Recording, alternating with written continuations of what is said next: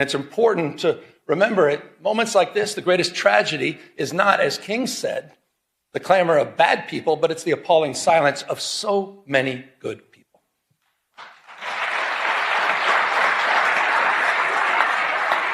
Not normal. But in California, we're not silent. You're not silent. You're not hunkering down. We're not retreating. We're a beacon. The state is providing a different narrative, an operational model, a policy blueprint for others to follow. This state, this people, this experiment in democracy belongs not to the past, but it belongs to the future. Expanding civil rights for all, opening doors for more people to pursue their dreams, dreams that are not exclusive, not to any one race, not to any one religion or class, standing up for traditional virtues, compassion, courage, and a commitment to something larger than our own self-interest, and asserting that no one, particularly the President of the United States, stands above the law.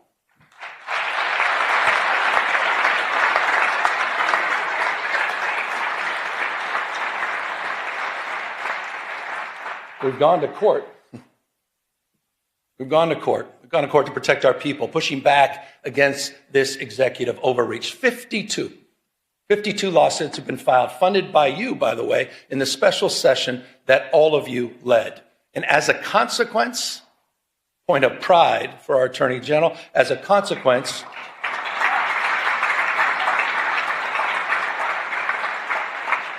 we preserved about $168 billion in illegally frozen federal resources that belong to our schools, that belong to our hospitals, that belong to our seniors, resources that belong to all the people of this great state. We have one request for emergency relief, and we have affirmed the Constitution of the United States as the supreme law of the land.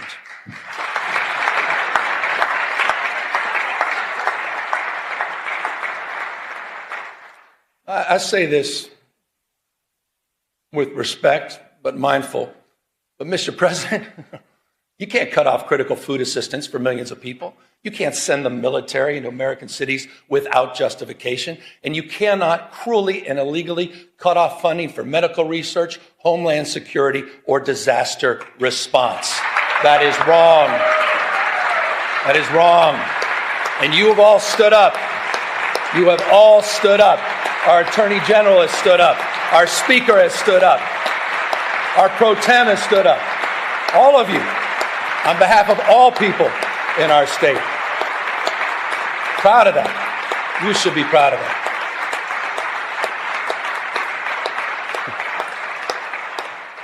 But I'm not naive. If we're going to keep the faith for the California spirit, we got to do more than just resist what is wrong. We got to keep building what's right. We're not defined, we all know this, we're not defined by what we're against, we're defined by what we're for, opportunity and dignity, derangement syndrome. Look at this state to tear down, try to tack all our progress, but we know the truth. California's success is not by chance, it's by design. We've created the conditions where dreamers and doers and misfits and marvels with grit and ingenuity come to build the impossible. We became a destination for the world's first-round draft choices, the best and the brightest who come here from all over the world for riches and new beginnings. And I'm not just talking about the tech CEOs and the founders in Silicon Valley or the producers and writers in Hollywood. I'm talking about the mechanics in Modesto, the farm workers in Salinas, and the police officers in El Centro. That's what we do, first-round draft choices. No state. Simply no state in America that contributes more, none, to the American greatness. No state builds more ladders to success or sees around more corners. The biggest manufacturing economy constructed here. The most productive agricultural economy grown here. 18%.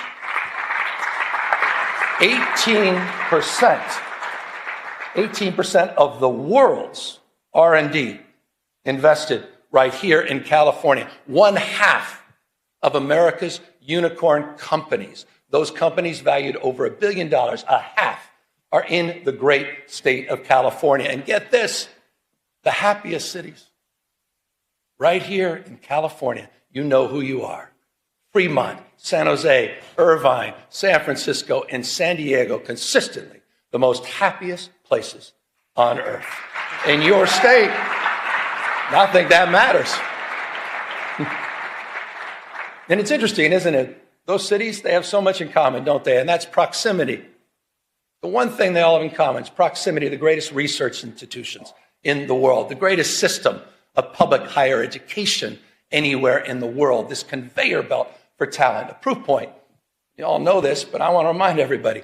A proof point, just last year, the UCs, they added an additional 5 Nobel laureates to its roster. 1 out of every 3 laureates here in California. Come on. It's almost too much.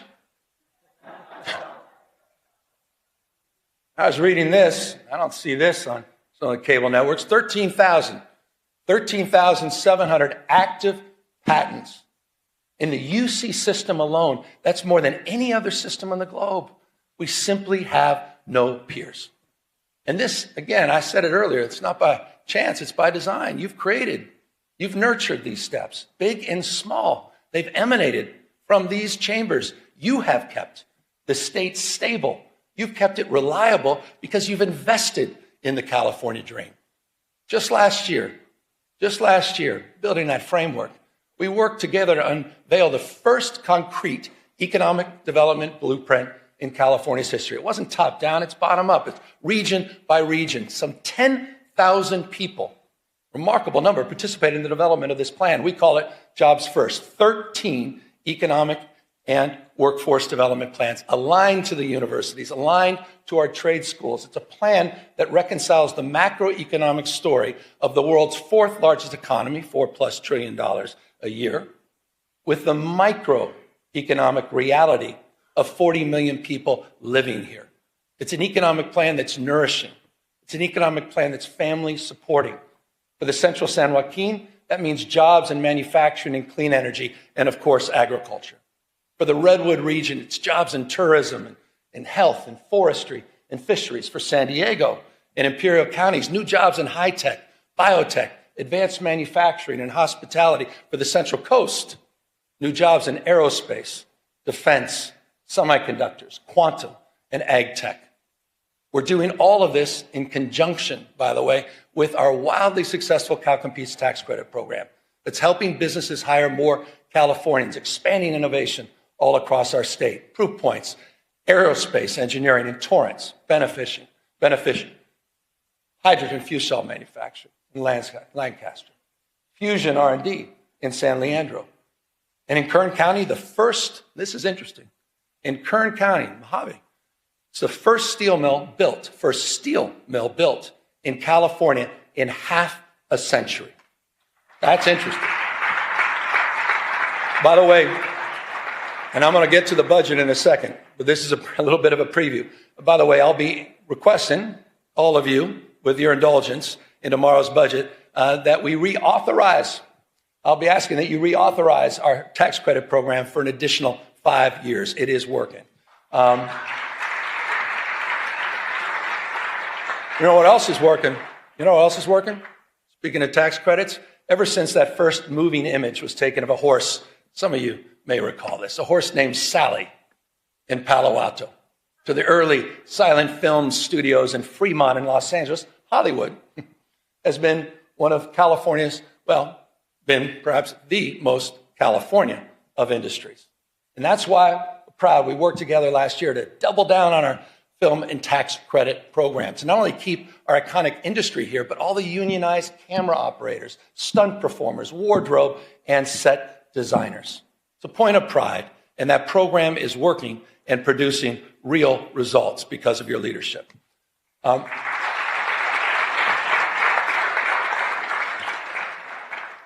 as we support our proud past, we also need to make investments in our economic future. We're defining the next decade and beyond through robotics and fusion and space and quantum and artificial intelligence. And speaking of which, I understand it goes without saying that no technology holds more promise, also and more peril to jobs, our economy, to our way of life than artificial intelligence. Bottom line is the tech genie's out of the bottle. The question is not whether change is happening. It is. The question is, what values will guide us into this new frontier? And that's a question you're answering, that we are answering. Last year, we worked together on landmark legislation to create the nation's first rules for responsible, ethical, and safe use of AI. Regulations that provide guardrails that balance risk and opportunity. This was a consensus effort and a template for the nation where you may have just seen, just recently, New York State adopted our approach, your approach here in California, and made it their own. That's California leadership. We're leading the way in this space. It's how we're shaping the future. And it's a unique combination, isn't it, of conscience and capital, of entrepreneurial and innovative spirit that encourages risk-taking but discourages recklessness. Policy that creates predictability, so investors have confidence and innovators have space to dream and do. Compare this, compare that to this carnival of chaos on the national stage. All these mini dramas that we have to deal with hour by hour, this sort of vapid day trading with real world consequences. No more striking than that big, beautiful bill. I want to remind everybody what it means to all of us here in California. That big, beautiful bill is putting 1.8 million Californians at risk of losing their health insurance. 2 million facing premium increases. 2 million. Cuts in food aid poised to impact some 375,000 Californians. And for what? For what?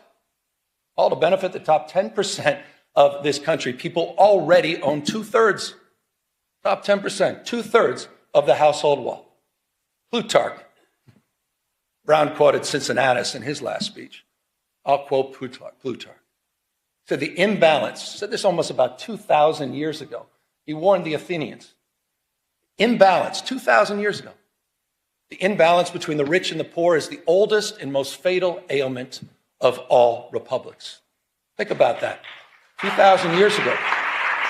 It's just not sustainable. It's not. Understanding the lessons of the past, California, all of us, we've marched the beat of a different drum. We built one of the most progressive tax systems in the nation. One that asked high-income residents to pay a little bit more without punishing those that are making a little bit less. Think about this, and I hope folks over here think about this. There are 11 states in the United States of America that tax their middle wage earners more than the state of California. There are 16 states in the United States of America that tax their low wage earners more than California taxes its high wage earners. So the question to all of you, who are the high tax states? Just consider Texas.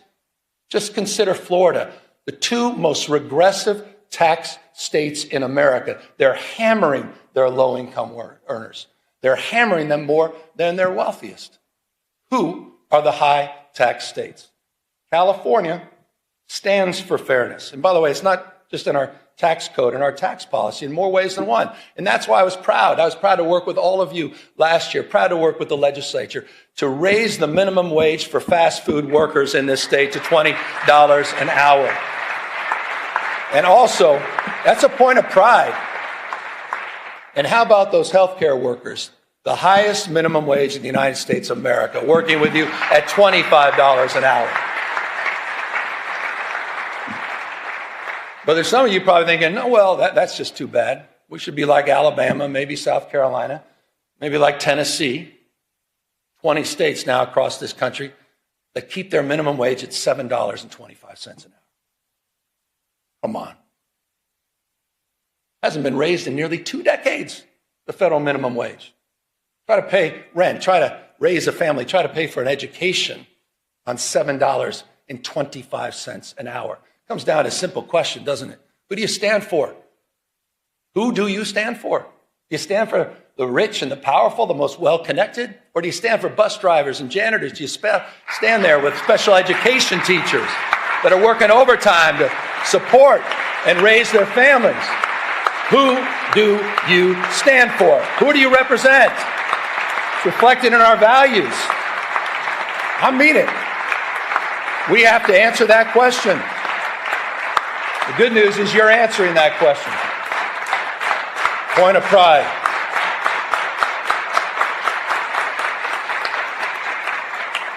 California way. I mentioned special education. Let's talk about our educators. I'm proud to submit a budget, a little bit of budget speech now. I'm proud to submit a budget tomorrow that has the most significant investments in California's education history. That's a fact. That's happening tomorrow. But this may interest some folks, what I'm about to say.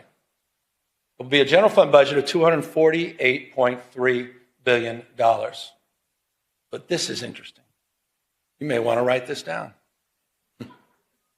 It includes revenues that are $42.3 billion higher than we forecasted. $42.3 billion higher. Why? Why? Because our economy's growing. Our population's growing. Why? Because of the energy and daring of entrepreneurs that are growing and dominating in the industries of the future. As a result of that $42.3 billion windfall, by the way, did not even include the December numbers, which just came in almost $3 billion above projection. Interesting fact. Mindful, as we should be, of the erratic nature of our state revenue and our long-term structural challenges that we will discuss in detail tomorrow in the budget presentation. We're going to rebuild our reserves, $7.3 billion. We're going to pay down long-term pensions, and those obligations, over $11.8 billion, will be met over the next few years, including $3 billion just in next year's budget. Speaking of obligations, I want to broaden this. Some of the work that we've done together, it's the obligation that we have, no greater obligation than to our kids. And back to the issue of education. That's why tomorrow's budget includes a record-breaking $27,418 per student. We have never had per pupil investment as large as that in our state's history. It's also a budget, we got to celebrate our wins. We forget about these things. It's also a budget that fully funds our brand new grade, TK for All, and maintains our commitment at the same time to reduce class sizes. Fully funded. Also a budget that continues our nation-leading investments. And I'm proud. My wife, thank you for the recognition, Mr. Speaker, my wife. But I'm proud, but she hasn't done anything yet. Hold on. But I'm proud of her advocacy and your advocacy, making sure we continue to lead the nation in our investment in school meals. Nearly $1 billion. This is amazing. It's nearly $1 billion breakfast, lunch, and snacks each and every year. We're going to take that to the next level. And it's also, this budget's going to advance the nation's most expansive and audacious plans to eliminate ultra-processed foods at the same time from our cafeteria. California is leading in that space. Now, I say we're leading in that space, but you may have seen the space in that morning paper. You may have seen the space on cable networks, where Donald Trump just announced a couple days ago that he will illegally be cutting all federal funding for TANF and childcare, and curiously, just 5 blue states in America, including California. Just think about that as a value proposition. I'm glad no one applauded that. How the hell can you applaud that? These are cuts that are going to throw parents right in total disarray, forcing them to choose between going to work or taking care of their children. And it'll also be cuts that put at risk, Madam Pro Tem understands this, the most significant expansions of childcare in the United States of America that are happening right here in California. Here's the number. Our investments support close to 500,000 children. 487,000 children are supported through our healthcare expansions in this state, saving families thousands and thousands of dollars a year. That is a point of pride And it's a point of privilege to acknowledge the leadership of the Women's Caucus, our new pro tem, and many of you for helping make that happen. It's also a point of contrast with the current administration. Child care's economic development. I'm surprised not everybody's stepping up on that one. Maybe we all don't have families. I'm a dad. I appreciate child care. Look, when we talk about saving families money, let's consider the bold commitment we made just a few years ago as well. And that's to bolster after-school and summer school programs. We bolstered them by providing 9 hours a day of enrichment and 30 days of summer school each year. And I'm proud to say that this budget is going to finish the job to make that pledge universal at every elementary school in the state. We will complete that commitment this year. That's after school for all. We did it.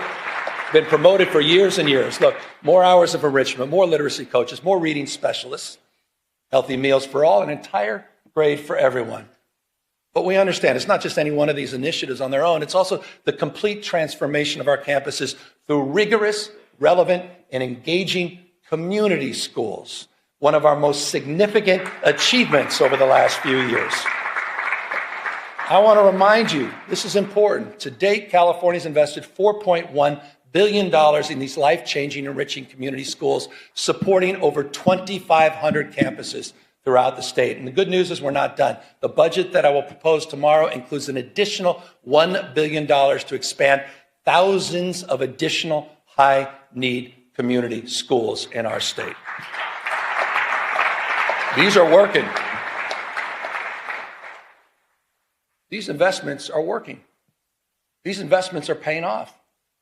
Just this year, this may have gone lost in all the noise, but just this year, we've seen improved academic achievement in every subject area, at every grade level, in every student group, with greater gains of test scores for Black and Latino kids. That happened, and that's happening in California's public educational system. And it's a point of pride. It's a point of pride that those gains are particularly pronounced in Los Angeles, the nation's second largest school district. And I just want to say this to the teachers, the classified employees, and to the parents of LA Unified School kids. You should be very proud of your progress you're making, particularly proud of your leader who's here, the superintendent of public education, Alberto Cavallo, who's here with us today, who's just been doing a remarkable job. Alberto, I appreciate you coming all the way up from Los Angeles. And just so you know, he's only been here a few years, but under his stewardship, the district is outpacing statewide progress. They're exceeding pre-pandemic levels in every category and reaching, get this, the highest levels recorded since the current state assessments were launched a decade ago. Under his leadership, that's happening in the nation's second largest school district. I say this all the time. You're nothing but a mirror of your consistent thoughts. Whatever you focus on, you'll find more of. And I don't think it's such a bad thing that we start focusing on what's right in terms of the investments we made and the return on the investments that we're experiencing. And the superintendent, I assure you, he's the first one to say and acknowledge that we have a lot more work to do. With that, we also have some reforms that I think are long overdue. And I know not everyone may share enthusiasm for these reforms, but I think it's time to modernize the management of our educational system. So the budget I'll be submitting tomorrow proposes that we unify the policymaking by the State Board of Education and the Department of Education, which I believe will allow the State Superintendent of Public Instruction to align our educational policies from early childhood through college much more efficiently. I believe that's important and long overdue reform. Speaking of long overdue, I thought we all made the right decision about getting rid of cell phones last year in public schools. I think everybody can agree on that. And if you don't agree, you're not a parent. Every parent understands this.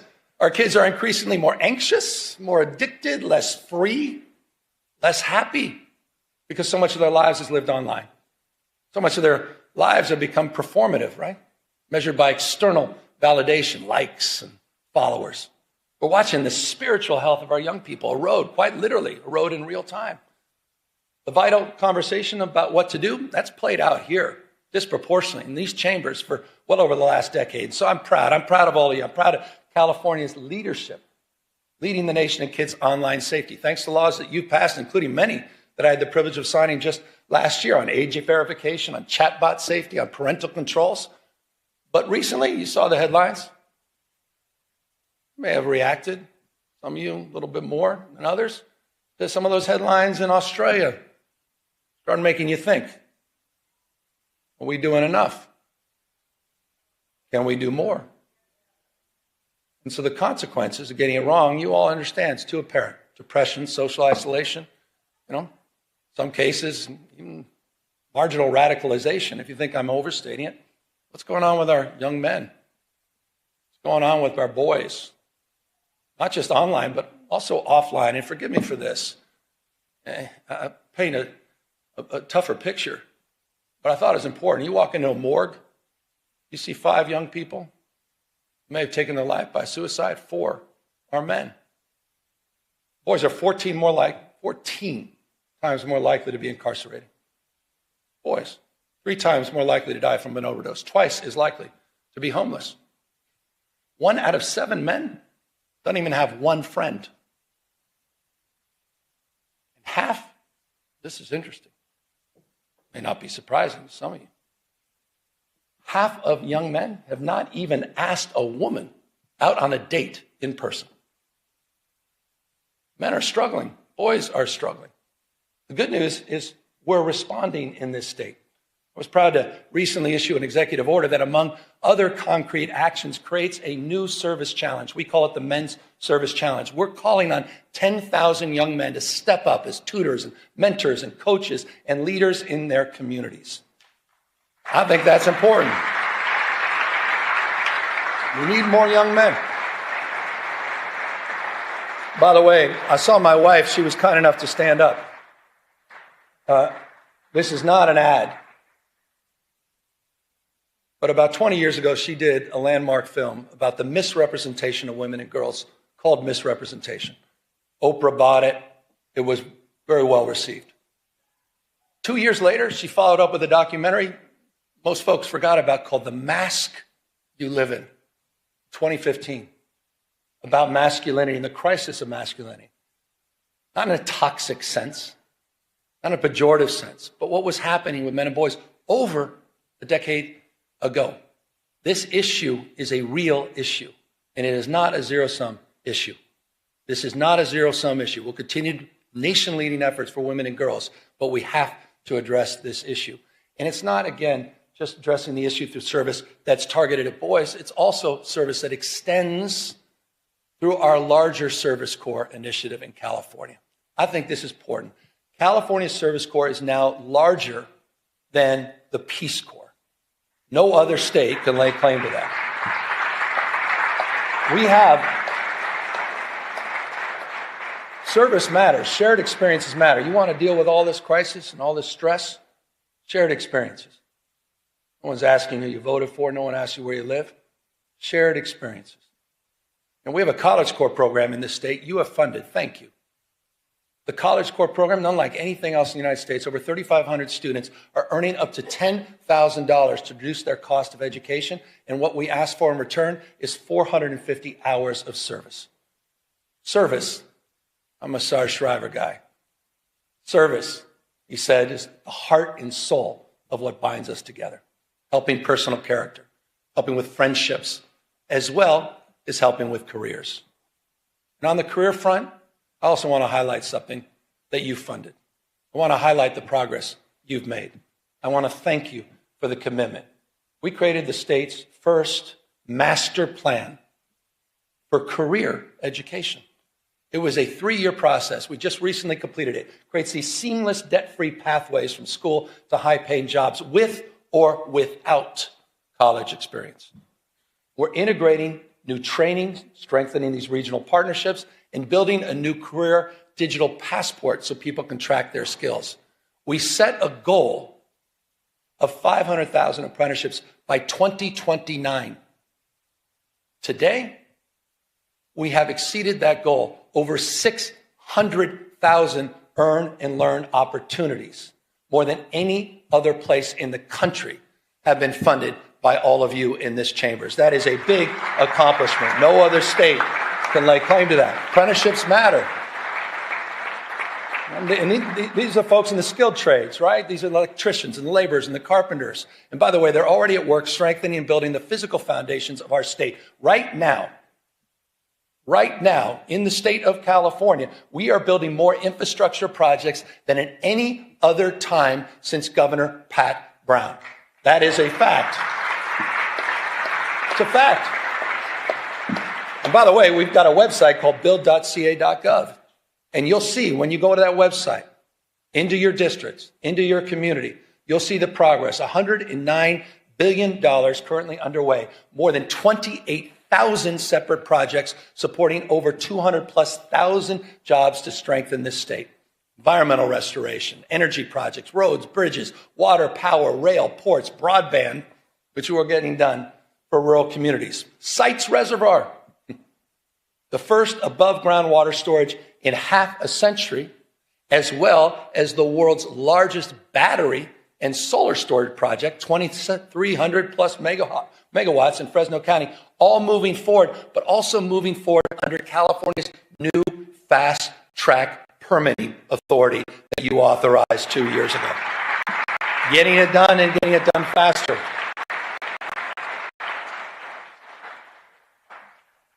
I debated whether or not to include this in my comments, but I thought it's important. My gosh, how about mis and disrepresentation? How about mis and disinformation? Pick up on permitting, fast tracking. We're also laying tracks. Laying tracks, the nation's first high-speed rail system.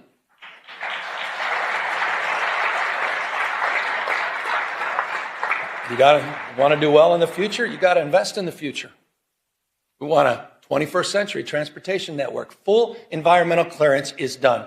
We built over 50 major structures. More than 60 miles of guideway have been completed, ready for immediate track lane in the Central Valley. 2,270 parcels in right-of-way have been procured. Full electrification. Ask the folks in the Bay Area, they understand this. Full electrification of 51 miles of tracks for Caltrans, which is allowing people to move more quickly and more efficiently. We're connecting some of the fastest growing places in our state, and I'm proud of this. I'm proud of Fresno. I'm proud of Madera. I'm proud of Bakersfield. Those are communities we shouldn't be talking down to. Those are communities we shouldn't be talking past. This is one of the great economic investments in those regions of our state. And will make commute times shorter and make life more affordable for the people of the Central Valley, and they deserve it.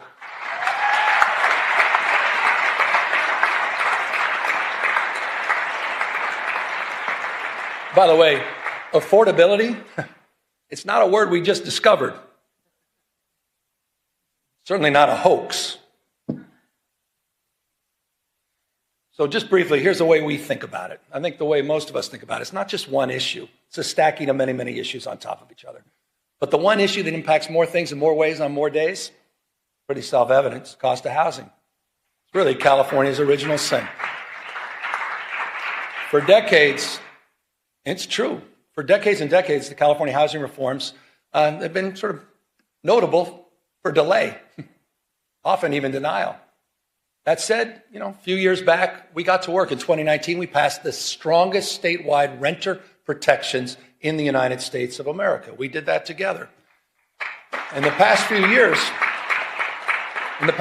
years, we have enshrined the most consequential housing reforms in our state's history. Just last year alone, and I'd have to name check about 20 of you. Scott Buffy among many. But I'd probably lead with those two. I was proud to sign 61 housing reform bills, clearing away regulatory thickets, forcing local governments, often resistance, to get in the game, and modernizing our environmental review. But we obviously have more work to do. And this year, I hope we can work together, legislature, to focus on the cost of construction, focusing on utilizing new building methods and new technology that are worker-centered reforms that bring that must bring our brothers and sisters in labor along with us. We have that opportunity this year. Build on that. There's another area that also requires our, I think, urgent attention. And that's the institutional investors that are snatching up homes by the hundreds and thousands at a time.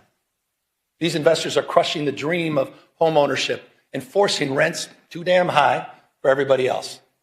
And I just humbly submit, I think it's shameful that we allow private equity firms in Manhattan to become some of the biggest landlords here in our cities in California. It's time to tackle that issue, and I look forward to working with all of you to address it. So in the next few weeks, I've heard from a number of you on this, and I think there's some bills in this space. I look forward to working with the legislature to combat this, at the end of the day, it's just monopoly, it's monopolistic behavior, and strengthen accountability, level the playing field for working families. And that's going to mean more oversight and enforcement, and it potentially is going to mean changing some of our state tax code to make all of this work. Look, Malia liked the word tax. Housing is just one component. Housing is one component on this stack of affordability challenges that we face. And that's why our stack of solutions has included more than tripling the earned income tax credit in this state and providing some $7.6 billion back into the pockets of people since 2019. We've created the Young Child Tax Credit, the Foster Youth Tax Credit, new programs that we created together. And I'll remind you, we increased paid sick leave and paid family leave, allowing eligible workers, this is important, just went into effect, to receive up to 90% of their wages while they're raising and supporting their families. Few states in America are doing that. Through all of these programs, through all of these targeted tax credits, these rebates and program expansions, the average California family now saves $18,000. Not insignificant, $18,000. But I also am mindful and recognize that the new cost of eggs is now your energy bill. The number one driver, by the way, number one driver of your increased energy bills over the last decade has been the cost of hardening our infrastructure and other wildfire-related costs. Respectfully, significantly, not exclusively driven by climate change.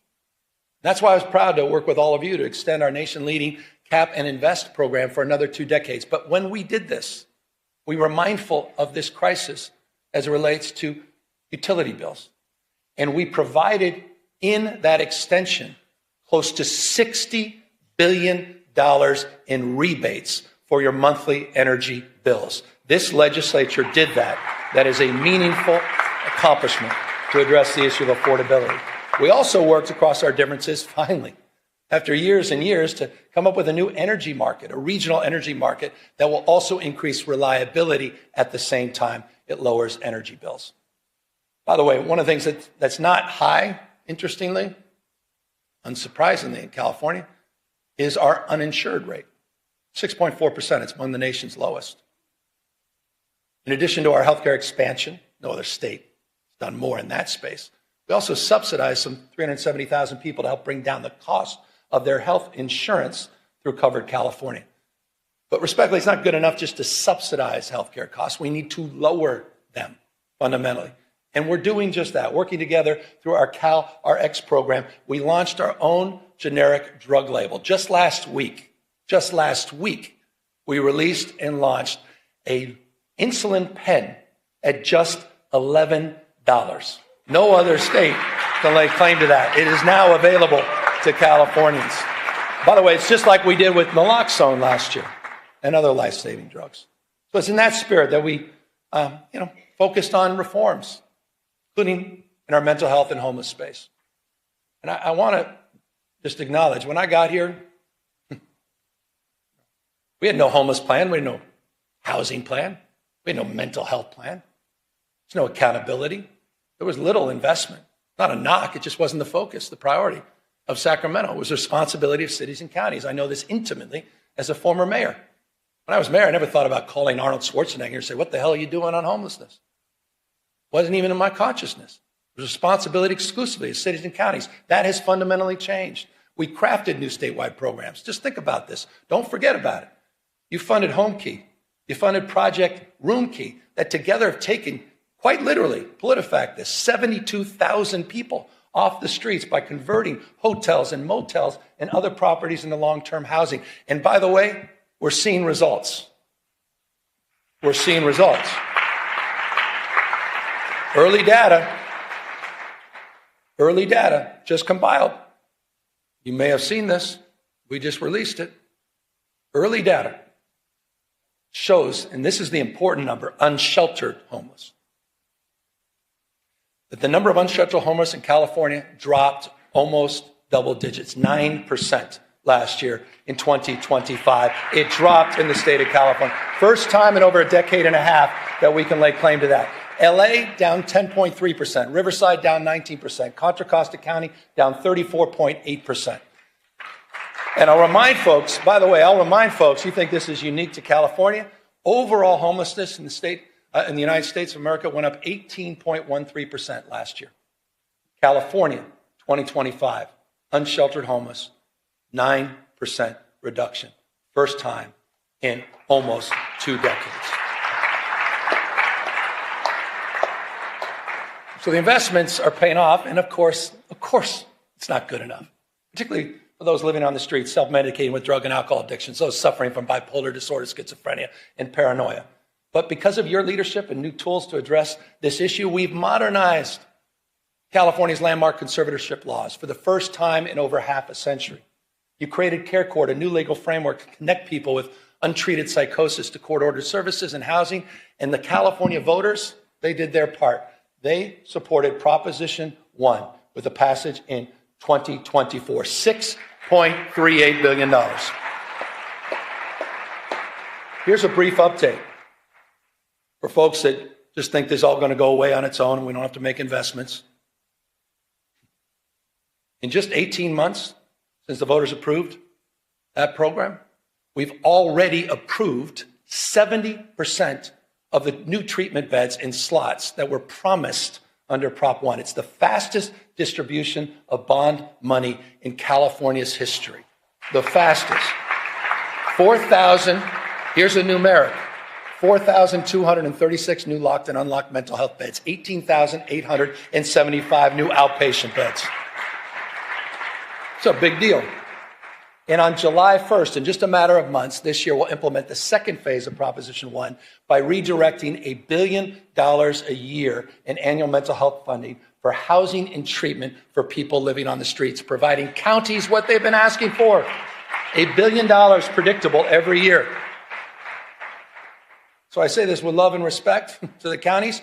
No more excuses. It's time to bring people off the streets and out of encampments and into housing and treatment.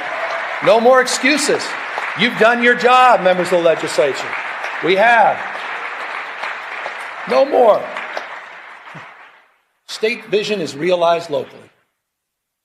Localism is determinative. Just is. Period. That doesn't mean our hands are clean. No one's naive about that. And that's why just since 2021, the state has removed, with your support, some 19,000 encampments. And we've worked with providers all across the state to get over 61,000 people out of those encampments and into services. We're seeing results, making streets safer for everyone, fully recognizing that quality of life is at the core of so much of the frustration people feel about our state. And when it comes to quality of life, when it comes to public safety specifically, let's talk about the facts. For the first time in California's history, you stepped up, did something we've never done in the past. You provided grants to police departments, prosecutors, to combat organized crime, retail theft, and hold criminals accountable. You provided $267 million to 55 local law enforcement agencies. We deployed crime suppression teams. We deployed them in Bakersfield. We deployed them in San Francisco. We deployed them in San Bernardino, in Oakland, and recently, because of the tragedy, the shooting in Stockton, we deployed them there. We're supporting local law enforcement. We're also supporting, with the help of the California Highway Patrol, a force that's been bolstered by the addition of 1,000 new officers. And here are the results. Here are the results. We have seen double-digit decreases in crime overall in the state of California. Property crime. Property crime down, aggravated assault down, car theft down, burglary down, robbery down, violent crime down. California cities are seeing record low homicide rates. Oakland, the lowest homicide rates since 1967. LA, the lowest since 1966. My old town, San Francisco, they're going to have to update their talking points, aren't they? My old town, San Francisco, the lowest homicide rate since 1954. 1954. Okay. Again, we got more work to do, but to those with that California derangement syndrome, I'll repeat, it's time to update your talking points.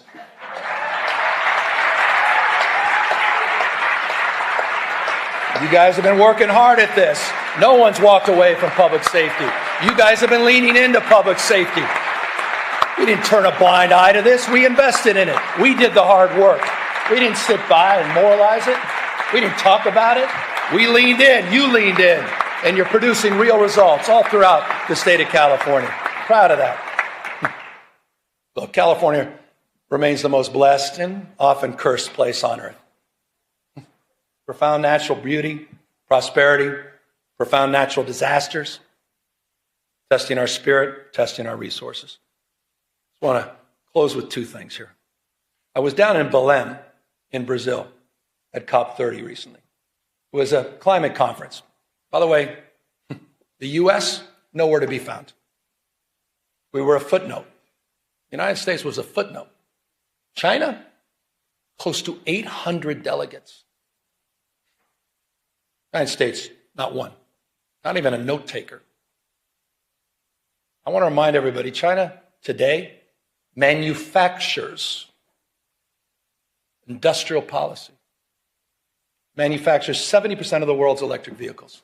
They're flooding the global market with increasingly high quality and inexpensive cars. And I just want to say this clearly, so it explains a little bit about our rationale. This is not about green power. This is about economic power. They are dominating the space. They're locking in markets. They're locking in supply chains. They're locking their influence all across the globe. They're cleaning our clock. But in California, we're not bystanders. We've already seen 7 times more clean energy jobs than fossil fuel jobs in the state of California. And last year alone, the 4th largest economy in the world, using 100% clean energy, 4th largest economy in the world was run on 100% clean energy for at least a part of 9 out of 10 days. Think about that. It's unprecedented. Unprecedented. Almost 9 out of 10 days. 2/3 today, 2/3 of our energy comes from clean sources. Solar, hydro, comes from wind, and geothermal comes from nuclear power. And just last year, California finally ended its use of any coal-fired power. None. We're in the how business. We're proud to be in the how business, and we understand something that increasingly people are starting to understand, at least people that are open to argument, interested in evidence. That climate risk is financial risk. That climate risk is becoming uninsurable. That's why in California we're making our homes and communities more resilient to heat and fire. That's why we're working with our insurance commissioner. A lot of work to do here. Talk about grace. Working with our insurance commissioner to protect homeowners from unpredictable rate increases and cancellations. We became the first state, together, we became the first state in the country to require insurers to lower insurance for home hardening upgrades. That is not the case in any other state. And in the last few months, this is important, in the last few months, 6 insurance companies announced their commitment to remain in or expand coverage here in California. Again, a lot more work to do. That was important. That was an important milestone. You saw it, Farmers and Mercury and some of the AAA affiliates. Important milestone. We have more work to do. Fully implement the commitments we laid out in the sustainable insurance strategy. And more work to do to hold insurance companies accountable for meeting their obligation to insure in high-risk areas throughout the state of California.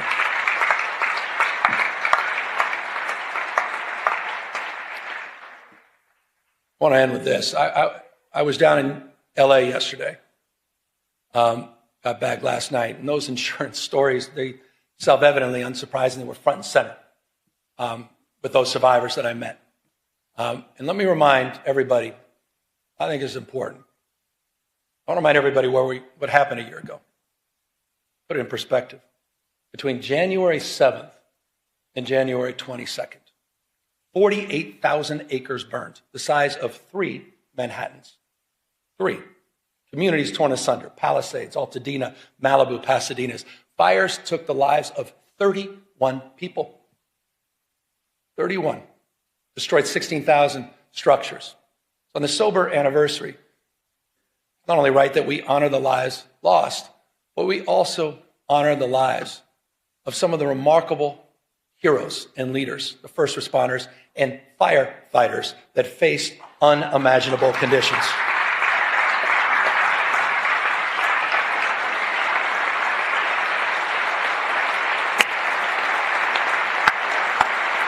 Some of you were there.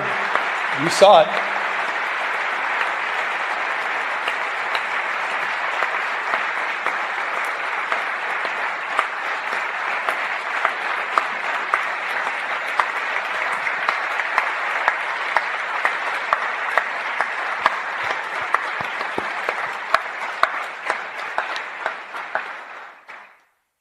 $16,000 at peak, 16,000 personnel working in the arena, the theater of fires, 16 plus large-scale fires.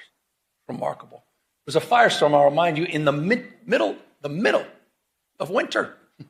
Hurricane force winds attached to a fire. What they did, I don't need to say it, you just demonstrated, it was miraculous, it was heroic. They battled these impossible conditions in the wind and in the dark, flying dangerous night missions over the firestorm. CAL FIRE, as you saw a moment ago, is in the audience, but you know who else was up there? And thank you for applauding the community groups and the business owners, and most importantly, and can you just stand up? And I'd ask you all to stand up again. The survivors of the Eaton and Palisades fires. Would you all just stand up? And thank you for your courage. Thank you for your resiliency.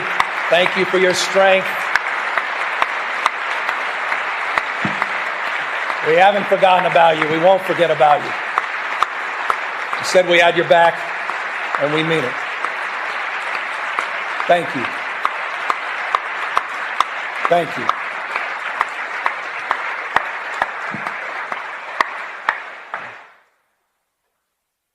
It's always difficult sometimes to talk about this because we were in roundtables, Jen, members of my administration yesterday talking to survivors, and it's called comfort when you say we have the fastest debris removal in U.S. history, which is true. Fact. We provided mortgage relief. You provided $2.5 billion of grants and funding. I've signed 27 executive orders.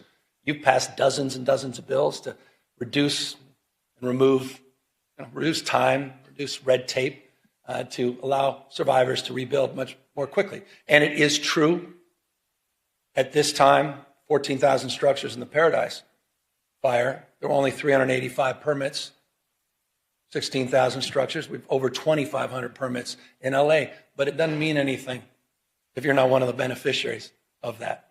And so we recognize that it's not good enough. And it's not nearly good enough.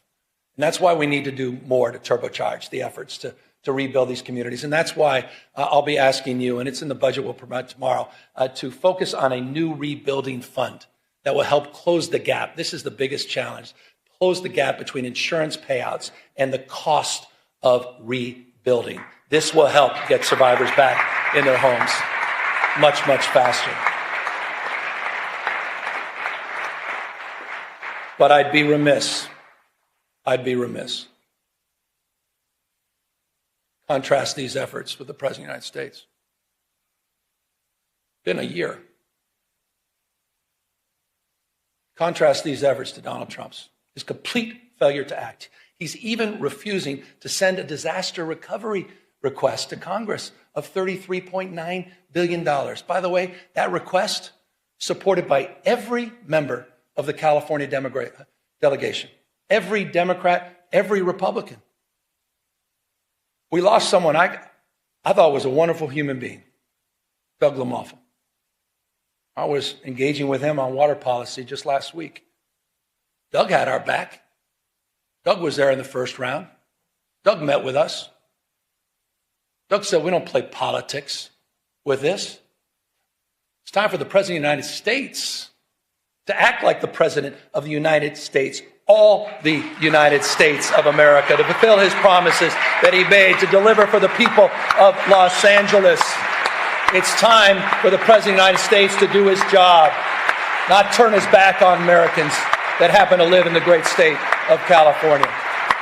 He was there. We were there for you in paradise.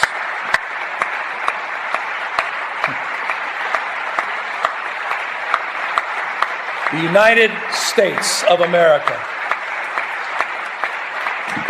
The United States of America.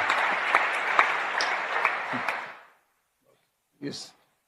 No doubt these are challenging times. It's not just because of the fires, not just because we get to the federalization of the National Guard or the assault on our democratic norms and institutions. And yet, I think it was one of our finest.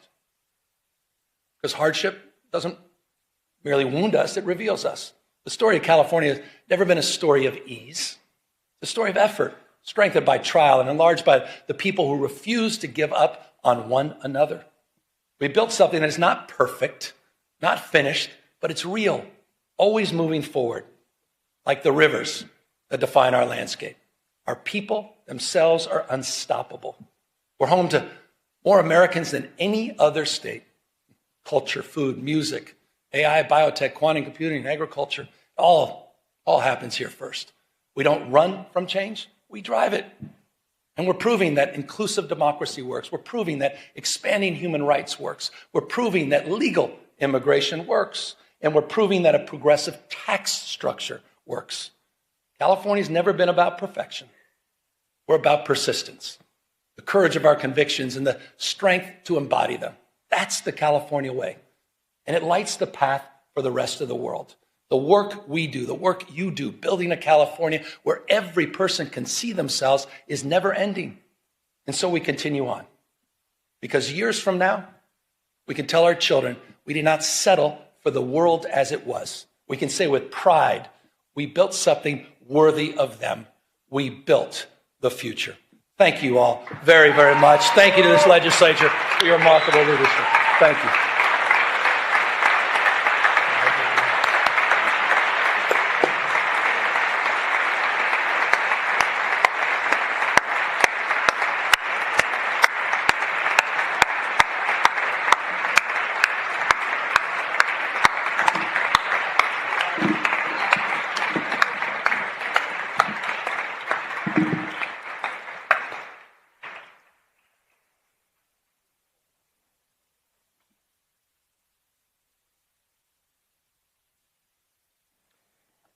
We thank you, Governor Newsom. Without objection, the Governor's State of State address shall be printed in the Journal as a special appendix, a separate appendix.